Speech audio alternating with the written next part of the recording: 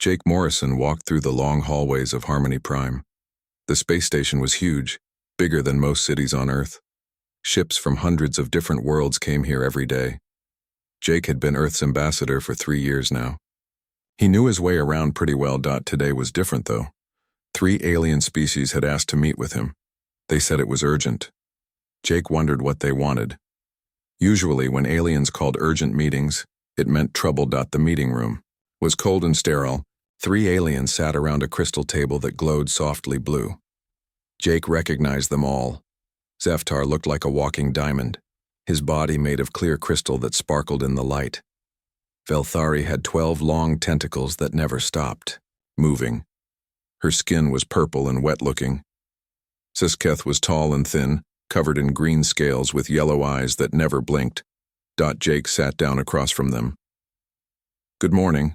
Thank you for meeting with me today." Zeftar spoke first. His voice came from a small device on the table since he had no mouth. "Ambassador Morrison, we are worried about your species." "Worried about humans?" Jake raised an eyebrow. "That's interesting. What seems to be the problem?" Velthari's tentacles twisted together nervously. "In the last 100 years, humans have completely destroyed 17 different alien species." Jake leaned back in his chair. He kept his face calm, but his eyes got hard. "Those species attacked us first. We were defending ourselves. The, Krillian Empire ruled 3 star systems for over 2,000 years. Sisiketh hissed.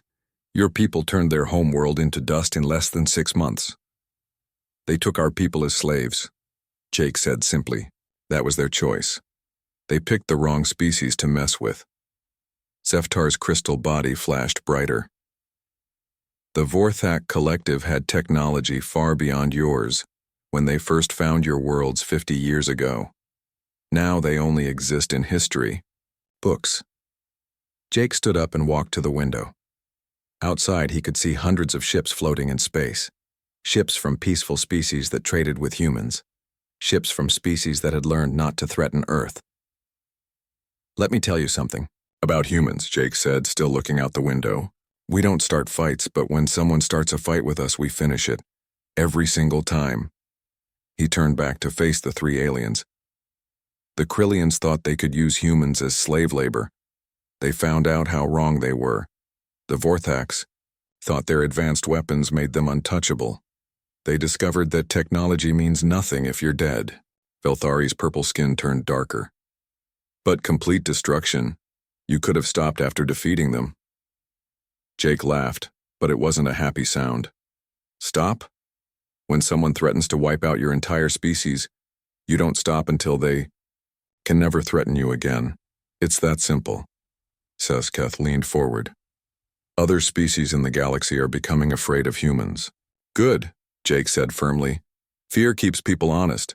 Fear makes them think twice before attacking human colonies." "But this level of destruction," Zeftar started. Jake cut him off. "Let me ask you something. How many human worlds have been attacked in the last 20 years? The 3 aliens looked at each other. Velthari answered quietly. "None that we know of." "Exactly. You know why? Because word spreads.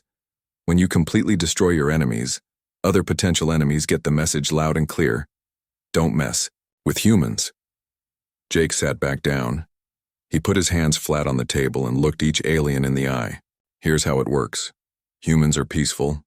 We like to trade, explore, learn about new cultures. We're happy to be friends with anyone who wants to be friends with us. But if you threaten us, if you attack our people, if you try to destroy what we've built, then you become our enemy. And we are very, very good at dealing with our enemies." Sisiketh's tongue flicked out nervously. "The galaxy has never seen such efficient warfare." "That's because the galaxy has never met humans before," Jake replied. "We've been fighting wars for thousands of years on our homeworld. We know how to organize, how to plan, how to use every resource we have. When humans go to war, we go to war completely." Zeftar dimmed until he was barely glowing. "Your species frightens even the oldest civilizations." Jake smiled, but it wasn't a warm smile. Then those old civilizations are smart. They understand what happens when you make humans angry. He stood up again. Now, are you here to threaten humanity? Because if you are, you should know that you're making the same mistake those 17 extinct species made. All three aliens started talking at once, their voices mixing together in panic. No, no threats. We just wanted to understand. We seek only peace. Jake held up his hand, and they fell silent. Good. That's what I like to hear. Peaceful neighbors are the best kind of neighbors. Velthari's tentacles had stopped moving completely. We simply wanted to warn you that some species might see humans as a threat. Let them see us as a threat, Jake said calmly. As long as they don't act on it, everyone stays alive and happy. It's when they decide to do something about their fear that problems start. He walked toward the door, then stopped and turned back. You know what the funny thing is? Every single one of those 17 species thought they were stronger than humans. They thought we were weak because we're smaller than most aliens. They thought our technology was primitive. They thought we would be easy to conquer. Jake's eyes grew cold. They were wrong about everything, and now they're gone. Forever. The three aliens sat in silence as Jake reached for the door controls. Gentlemen, let me leave you with one final thought. Humans don't want to rule the galaxy. We don't want to conquer other species. We just want to be left alone to live our lives in peace. But if someone threatens that peace, if someone thinks they can walk over humanity, they will discover why we're the species that turns other species into history lessons. Jake opened the door and stepped out into the hallway. Behind him, he could hear the three aliens whispering frantically to each other in their own languages. As he walked back to his quarters, Jake pulled out his communication device and sent a message to Earth. Meeting complete. Same old story. Aliens worried about our military reputation. Reminded them why we have that reputation. Situation stable. The response came back quickly from President Adams. Good work, Jake. Keep reminding them that peaceful doesn't mean harmless. Jake smiled as he put the device away. Sometimes the best way to keep peace was to make sure everyone remembered what happened to those who broke it. 6 months after Jake Morrison's meeting at Harmony Prime, Captain Lisa Rodriguez stood on the bridge of the exploration ship Aurora. Through the main window, she could see the small gray moon of Kepler 442b spinning slowly in space. This was supposed to be a routine first contact mission. Captain, we're getting signals from the surface, reported Lieutenant Ben Carter from his communication station. It looks like the aliens are already there waiting for us. Lisa nodded. Any word on what these Drakkar look like? Negative, Captain. This is completely first contact. We know they're bigger than humans and they have advanced technology. That's about it. The Aurora moved into orbit around the moon. Lisa could see the temporary buildings that had been set up for the meeting. Both human and alien ships were supposed to land there and meet in neutral territory. It was standard procedure for first contact situations. Take us down, Pete, Lisa told her pilot, Commander Pete Jackson. Let's go meet our new neighbors. The Aurora landed smoothly on the rocky surface. Lisa and her team put on their environmental suits and headed for the airlock. The diplomatic team included Lisa, Ben Carter, Dr. Rachel Moore, who was an expert in alien languages, and Security Chief Matt Collins with 2 guards outside comma. The moon's thin atmosphere made everything look hazy. The meeting building was a simple metal structure with clear walls so both sides could see each other clearly. Lisa's team walked toward it, their boots crunching on the gray dust. Captain, Matt Collins spoke quietly over the radio. I don't like this. Something feels wrong. Lisa looked around. What do you mean? It's too quiet. Where are the alien guards? Usually both sides bring security to these meetings. Before Lisa could answer, the ground started shaking. In the distance, massive black ships were landing. They were huge, at least 10 times bigger than the Aurora. The ships looked like they were made of black metal that seemed to swallow light. Jesus, Pete whispered over the radio from the Aurora. Those things are monsters. The alien ships opened and creatures began walking out. Lisa had seen many different alien species, but these Drakkar were unlike anything she had encountered.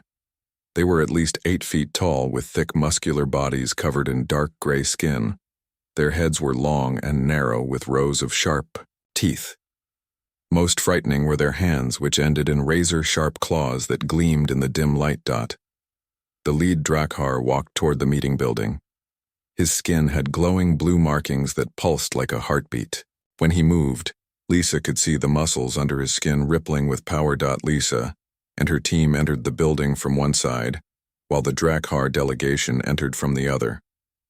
The alien leader sat down across from Lisa, but the chair creaked under his weight. Up close, he was even more intimidating.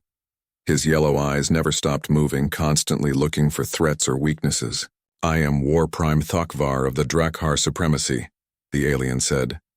His voice was deep and rough like grinding stone.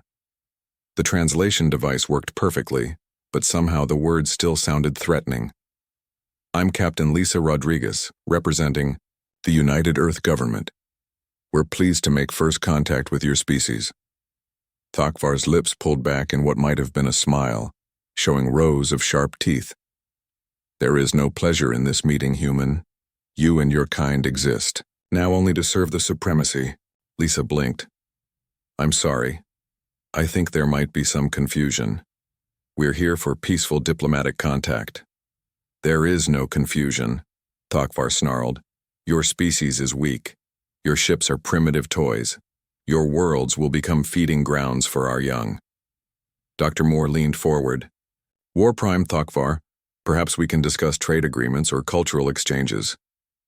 Thakvar slammed his clawed hand on the table, leaving deep scratches in the metal. "You do not understand, small human. We do not trade.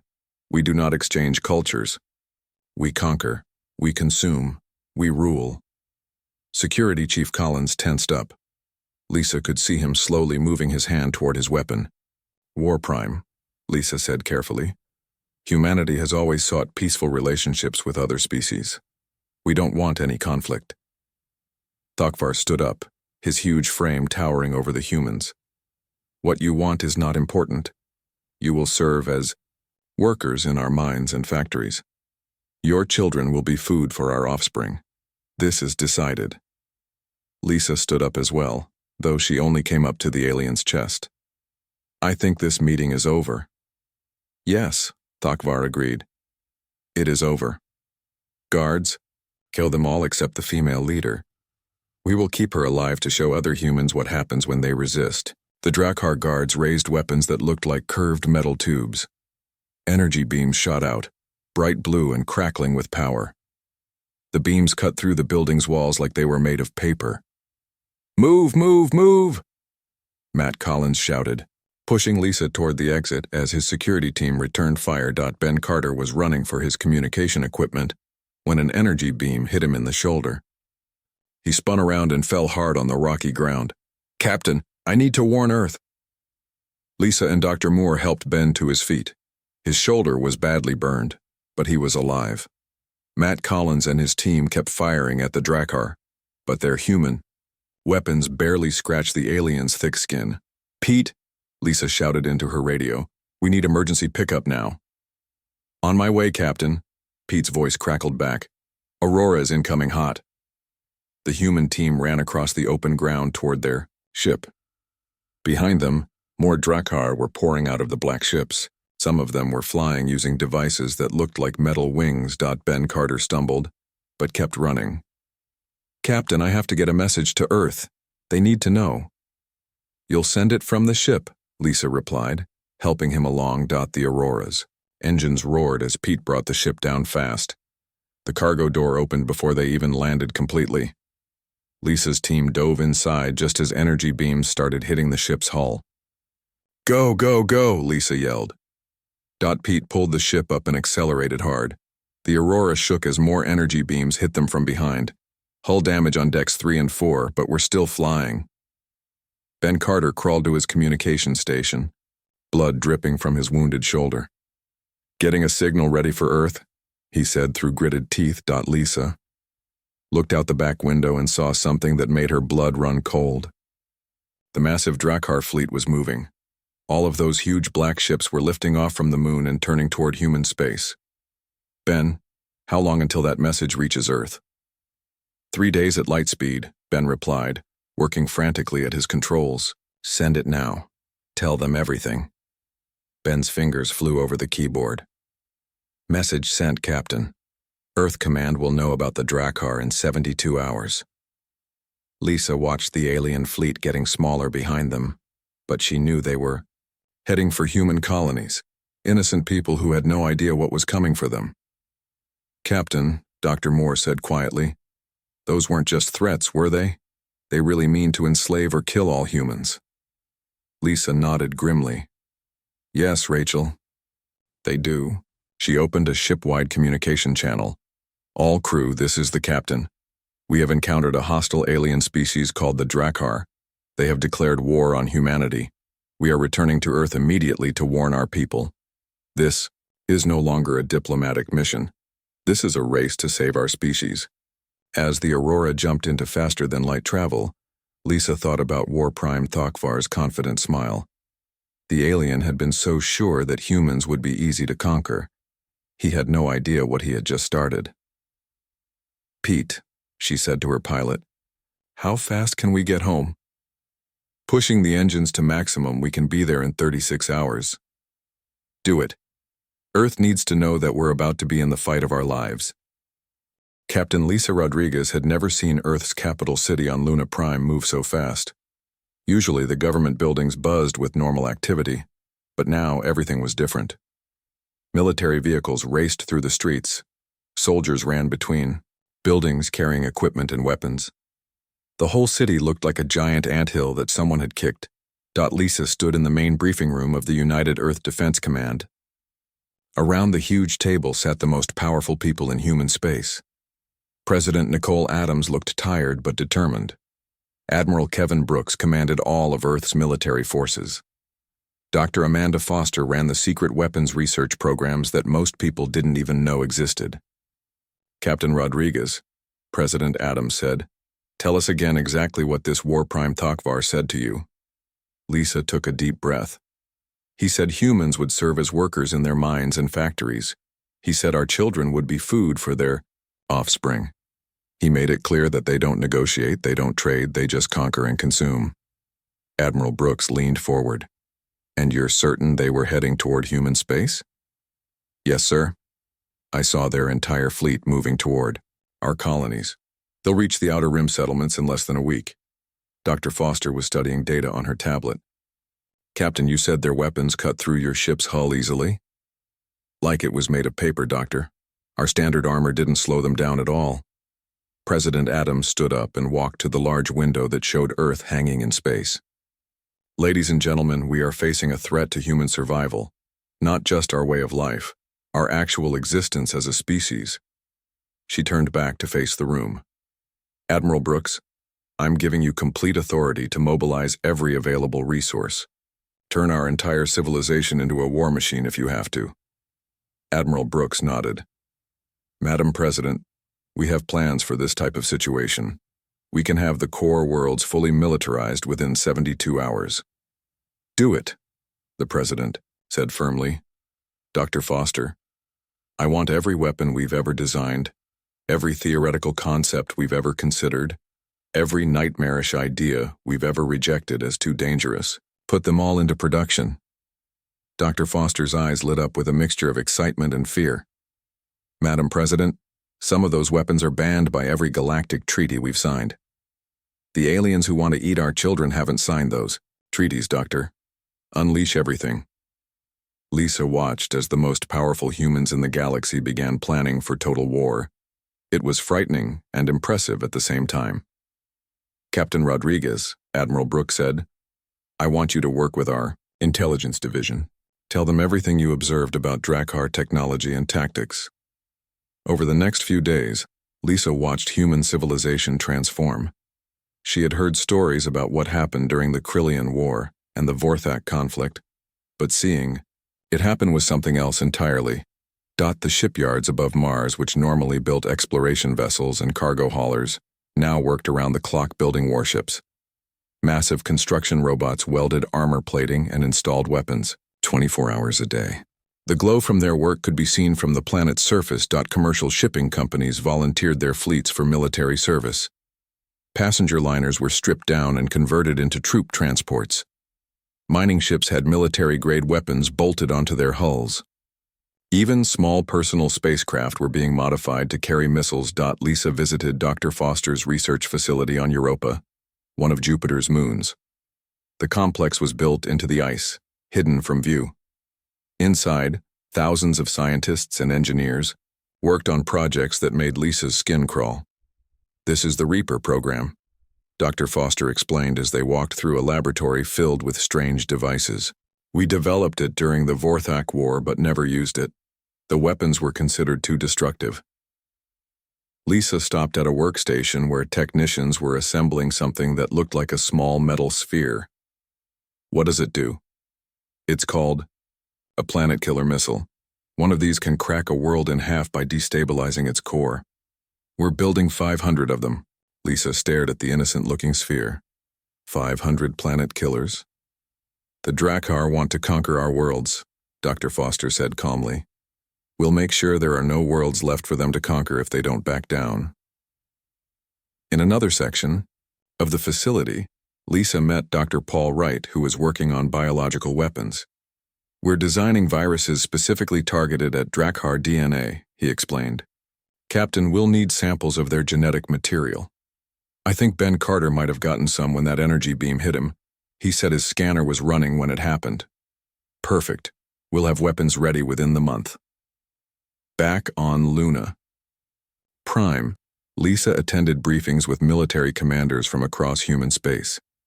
The planning was incredible in its scope and detail. Colonel Ryan Hayes ran the Special Forces units. My teams have been studying the visual records from your encounter. Captain, the Drakkar are big and strong, but they're also slow. We can use that against them. General Patricia Wells commanded the main battle fleets. We're organizing the largest military force in human history.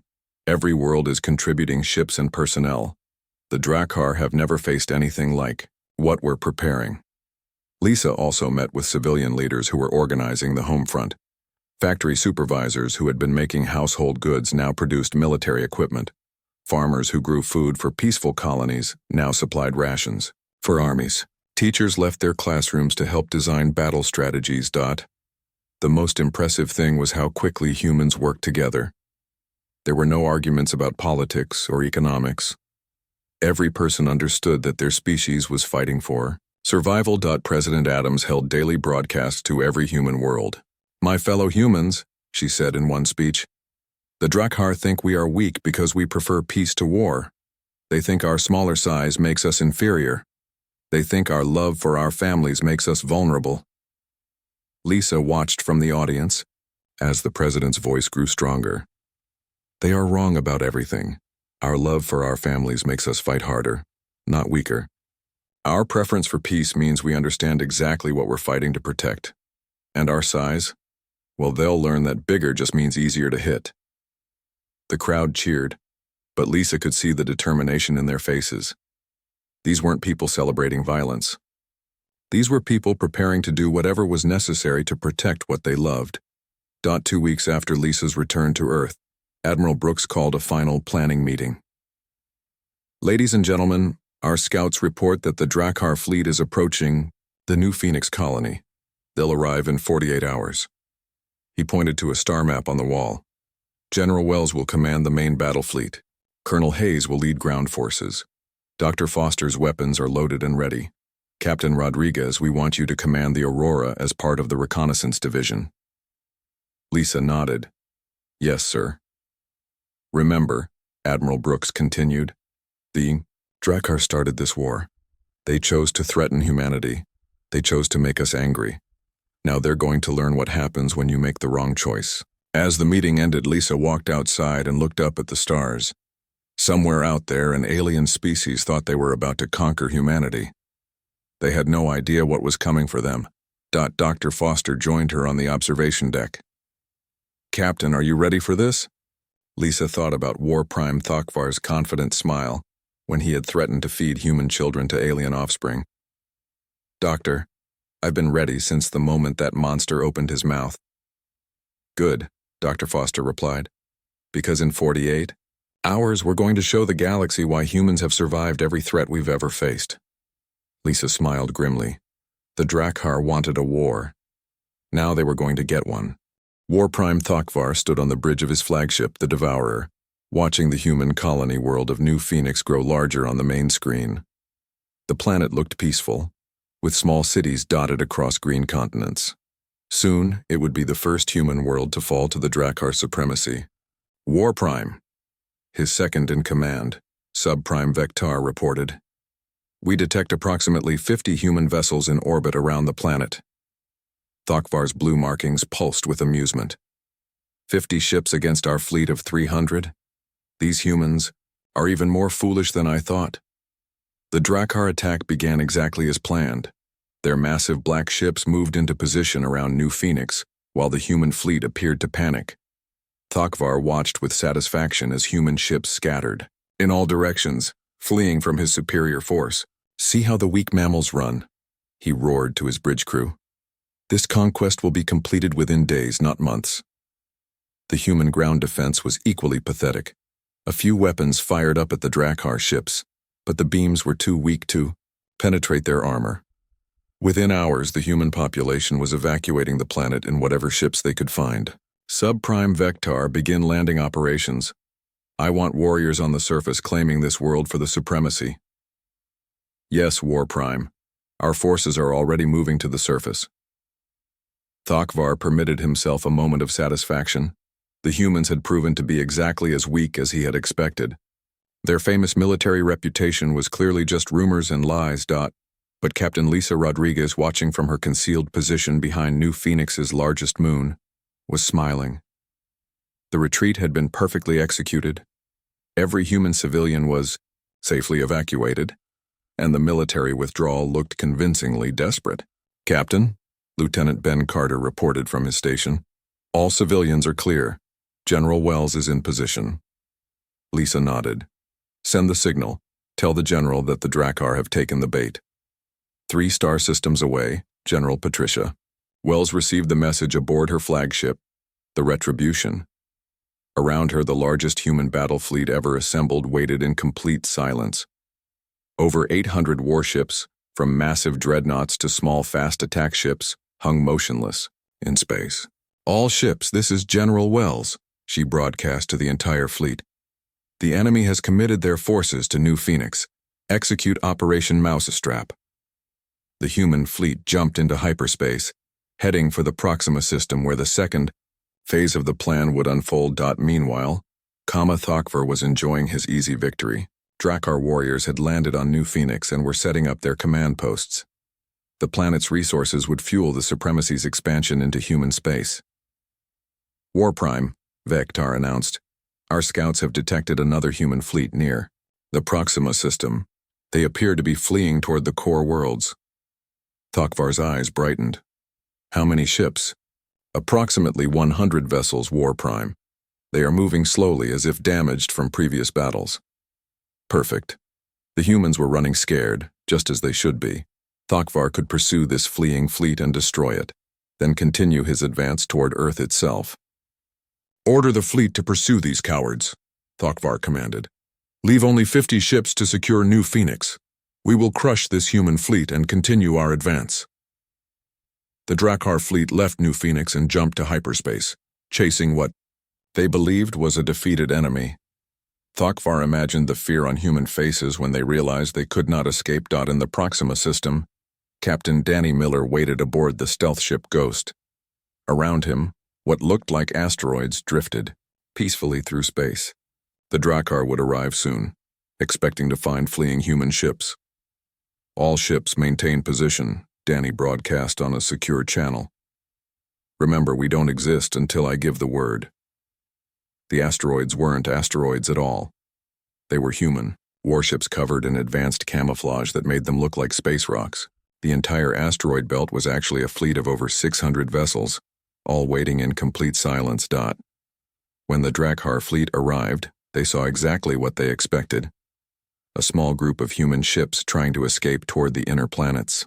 The ships looked damaged and moved slowly, trailing fake debris. There they are, Thokvar snarled. Pathetic creatures running for their lives. All ships attack formation. Destroy them all. The Drakkar fleet spread out and moved toward the fleeing humans. They passed through the asteroid field without a second thought, focused entirely on their prey. That was when Captain Miller gave the order that changed everything. All ships, drop camouflage. Surprise, you alien bastards. Suddenly, every asteroid in the belt revealed itself as a human warship. The Drakkar found themselves completely surrounded by a force twice the size of their own fleet. Var stared in shock as human ships appeared from every direction. Impossible. How did they hide so many vessels? The answer came immediately as the human fleet opened fire. But these weren't the weak weapons the Drakkar had encountered before. Dr. Foster's new Hellfire plasma cannons tore through Drakkar hull armor like it was made of paper. War Prime, Vectar screamed. Our shields are failing. These weapons are far more powerful than our intelligence indicated. A Drakkar destroyer exploded in a ball of blue fire as 3 human cruisers focused their fire on it. More ships began dying as the humans demonstrated tactics the Drakkar had never encountered. The human ships moved in perfect coordination, concentrating their fire to destroy individual Drakkar vessels quickly, rather than spreading damage across many targets. When a Drakkar ship tried to turn to face one group of attackers, human ships from another direction would strike at its unprotected sides. Captain Helen Burke commanded the stealth destroyer Vengeance.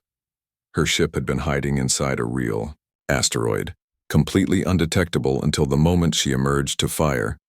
This is Captain Burke to all Drakkar vessels, she broadcast on their communication frequency. You wanted to hunt humans? Congratulations. Now you know what it feels like to be prey. Thokvar watched in horror as half his fleet was destroyed in the first 10 minutes of battle. These humans fought nothing like the primitive species he had expected. All ships retreat, he ordered. Withdraw from the system immediately. But the humans had planned for that too. As the surviving Drakkar ships tried to flee, they found their escape routes blocked by more human vessels that had been waiting in hyperspace. Admiral Kevin Brooks himself commanded the blocking force from the battleship Avenger. Attention Drakkar fleet, he broadcast.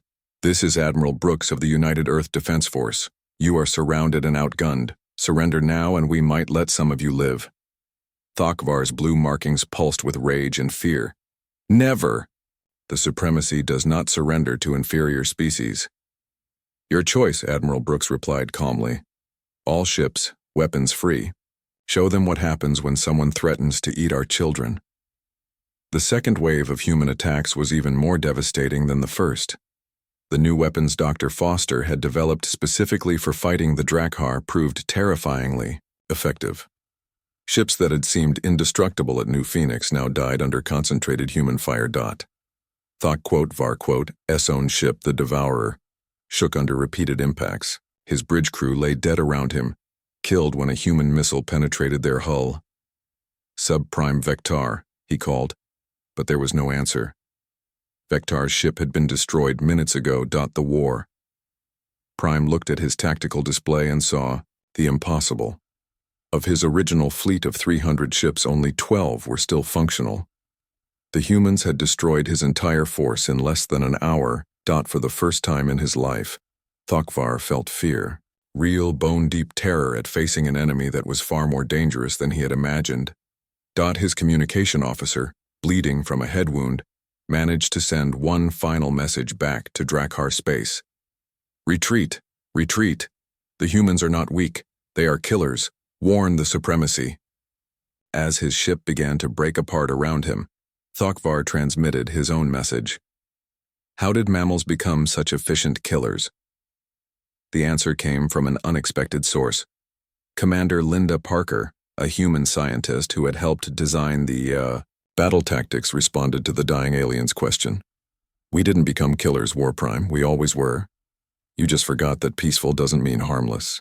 The Devourer exploded in a flash of white light, taking Thokvar with it. Out of the 300 Drakkar ships that had attacked New Phoenix, only 5 badly damaged vessels managed to escape back to their own territory.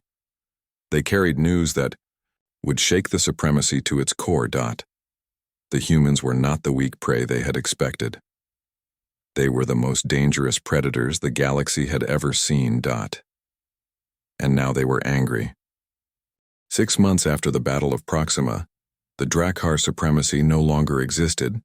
Admiral Sam Mitchell stood on the bridge of the massive flagship Retribution, watching as the last Drakkar world burned in space. The planet that had once been the capital of a galactic empire was now nothing more than glowing debris floating in the darkness. Admiral, Captain Chris Anderson reported from his bomber wing, "That's the last of them. Every Drakkar world station and outpost has been eliminated." Sam nodded grimly. "Any survivors?" "Negative, sir. Complete extinction." The human fleet that surrounded the destroyed planet was unlike anything the galaxy had ever seen.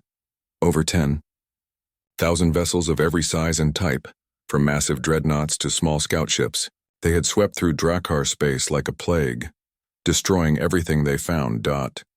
It had taken 6 months to hunt down every last member of the species that had threatened to eat human children. 6 months to prove once again that making humans angry was a fatal mistake. "Sir," Communications Officer Julie Stone called from her station. "We're receiving a message from Earth. President Adams wants to speak with you." Sam walked to his private communication room. President Adams appeared on the screen looking tired but satisfied. "Admiral Mitchell, report." "Madam President, the Drakkar supremacy has been completely eliminated. Every world they controlled is now empty space. Every ship in their fleet has been destroyed. Every member of their species is dead." President Adams was quiet for a moment. "How many human casualties?" "Surprisingly low, Madam President. We lost about 300 ships and roughly 50,000 personnel. Dr. Foster's weapons were incredibly effective against their technology." "And their homeworld?" Sam looked out at the glowing debris that had once been a thriving planet. "Gone, Madam President. Captain Anderson's gravitational collapse weapon worked exactly as designed. The planet tore itself apart." President Adams sighed. "I almost feel sorry for them." "Madam President? They had no idea what they were starting when they threatened us. If they had just wanted to trade or explore together, we would have been happy to work with them. Instead, they chose to declare war on humanity." Sam understood. Humans didn't enjoy war, but they were very good at it when forced to fight. "Admiral, I want you to head to Harmony Prime. Ambassador Morrison has arranged a meeting with the Galactic Council. It's time to make our position clear to the rest of the galaxy." 3 days later, Sam found himself walking through the same hallways where Jake Morrison had met with worried alien delegates almost a year ago. But this time, the meeting was very different. The main council chamber was packed with representatives from hundreds of species. Sam had never seen so many different types of aliens in one place. They all sat in complete silence as he entered the room. Jake Morrison was already there, sitting at the human diplomatic table. He looked calm and professional, but Sam could see the satisfaction in his eyes. "Admiral Mitchell," Jake said quietly, "thank you for coming. I think the galaxy is ready to hear from you." Sam walked to the center of the chamber. Every alien eye was focused on him. He could smell fear in the air, even from species he had never encountered before. "Ladies, gentlemen, and honored beings," Sam began, "I am Admiral Sam Mitchell of the United Earth Defense Force. I command the fleet that has just completed military operations against the Drakkar supremacy." A crystalline being that looked similar to Zeftar spoke up nervously. "Admiral, we understand there was a conflict." "There was no conflict," Sam interrupted. "There was a threat against humanity, and we eliminated that threat completely." He gestured toward the large display screen that showed a map of the galaxy. 6 months ago, the Drakkar supremacy controlled 12 star systems and over 40 planets. They had a population of approximately 8 billion individuals and a military force of over 2,000 vessels. Sam pressed a control and the map changed. Where the Drakkar systems had been shown in red, there was now only empty black space. As of today, the Drakkar supremacy no longer exists. Every world is gone. Every ship is destroyed. Every member of their species is dead. The silence in the chamber was so complete that Sam could hear his own heartbeat. They chose to threaten humanity, Sam continued calmly. They said they would enslave our people and feed our children to their young. That was their choice. The consequences were ours to decide. A tentacled alien similar to Velthari raised a trembling appendage. Admiral, surely this level of destruction was unnecessary. Was it? Sam asked. Let me read you something. He pulled out a data pad. This is a direct quote from War Prime Thokvar, the Drakkar leader. Your children will be food for our offspring. Your worlds will become feeding grounds for our young. He said this to our diplomatic team during what was supposed to be a peaceful first contact. Sam looked around the chamber. Tell me, beings of the galaxy, what should humanity have done? Should we have negotiated with creatures who wanted to eat our children? Should we have found some compromise that involved only eating some of our young? The aliens shifted uncomfortably in their seats, but no one answered. The Drakkar made their choice, Sam said firmly. They chose to threaten the extinction of humanity, so we chose to make their threat impossible to carry out. Ever. Jake Morrison stood up. The Admiral raises an important point. This is the 18th species that humanity has been forced to eliminate in the past century. 18 different groups that decided humans would be easy prey. He walked around the chamber making eye contact with various delegates. Each time, we offered peaceful alternatives. Each time, we were willing to negotiate, to trade, to coexist. And each time, these species chose violence instead. A reptilian delegate hissed nervously. But Ambassador Morrison, your species' reputation for warfare frightens the entire galaxy. Jake smiled coldly. Good. Fear keeps people smart. Fear makes them think before they act. Fear prevents wars by making the consequences clear. Sam nodded agreement. Let me be very specific about something. Humanity does not want to rule the galaxy. We don't want to conquer other species. We don't want to expand our territory through force. He paused and looked directly at each alien delegation in turn. But we will not be threatened. We will not be attacked. We will not allow anyone to harm human civilians. And we will absolutely not tolerate anyone who thinks our children are food. A small furry creature spoke up timidly. What if it was just a misunderstanding? What if the Drakkar didn't really mean... They sent a 300-ship fleet to attack our colonies, Sam interrupted. They landed troops on human worlds. They opened fire on our diplomatic team. There was no misunderstanding. Jake returned to his seat. The galaxy needs to understand how this works. Humans are peaceful by preference, not by weakness. We choose diplomacy because we want to choose diplomacy. But when someone forces us to choose war instead, we are very, very good at it. How good? Asked a blue-skinned humanoid Dot. Sam thought about the gravitational collapse weapon that had torn apart the Drakkar homeworld, about the biological weapons that Dr. Foster's team had developed, about the planet-killer missiles that could crack worlds in half. Good enough that 18 different species no longer exist to regret their choice, to threaten us. The chamber fell silent again. Sam could see aliens whispering to each other in their own languages, but he didn't need a translator to understand the fear in their voices. Are there any other questions about humanity's position regarding galactic security? Jake asked politely. No, one spoke. Excellent, Jake continued. Then perhaps we can move on to more productive discussions. Admiral Mitchell, I believe the trade delegation from Centauri Prime wanted to discuss economic partnerships. The blue-skinned alien nearly fell over himself to agree. Yes, trade partnerships, very peaceful trade partnerships. As the meeting continued, Sam noticed that every species in the chamber was extremely eager to discuss trade deals, cultural exchanges, and mutual cooperation agreements. No one mentioned territorial disputes or military expansion. Later, as Sam and Jake walked back to their ship, Jake pulled out his communication device and sent a message to President Adams. Meeting complete. The galaxy understands the situation. Recommend we proceed with normal diplomatic relations. The response came back immediately. Excellent work. How many species asked for trade agreements? Jake looked at his notes. All of them.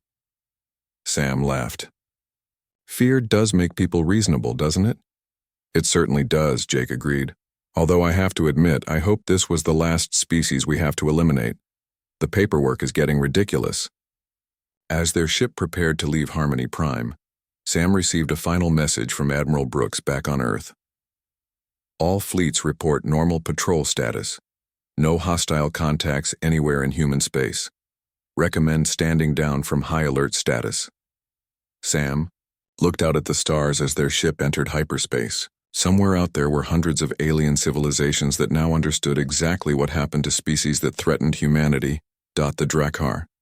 Supremacy had wanted to make humans extinct. Instead, they had made themselves extinct, and every other species in the galaxy had learned the lesson. In the galactic databases, a new warning appeared in the diplomatic files of every civilization. Species designation human, peaceful until threatened. When threatened, response is commie,